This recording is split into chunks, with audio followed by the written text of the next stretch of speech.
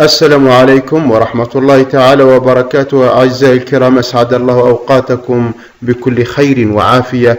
أهلا وسهلا بكم معنا في هذا المقطع الجديد. تداول أصحاب مواقع التواصل الاجتماعي نبأ تمديد عطلة الربيع لشهر رمضان كامل، وذلك لأسباب نجهلها.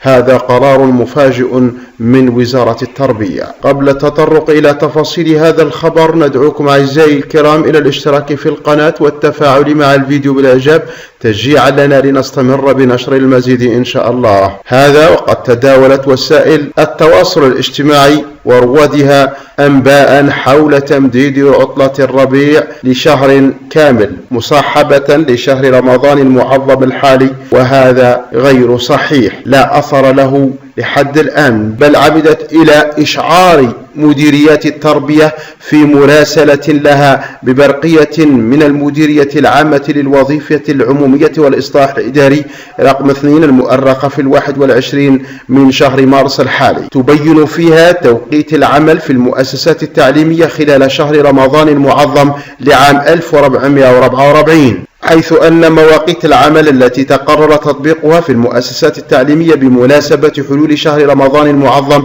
لعام 1444 هجري الموافق لسنة 2023 ميلادي ستكون من الساعة 8:30 صباحا إلى غاية الساعة 3:30 زوالا. هذا فقط. أما بشأن الأخبار المغلوطة، دائما نوصيكم بتحري الخبر من مصدره ومن الصفحة الرسمية لوزارة التربية الوطنية والمدونة الخاصة بها، إضافة إلى القنوات الرسمية للبلاد. عزيزي المشاهد، في نهاية هذا المقطع ندعوك إلى الاشتراك في القناة والتفاعل مع الفيديو بالإعجاب تشجيعا لنا لنستمر بنشر المزيد إن شاء الله.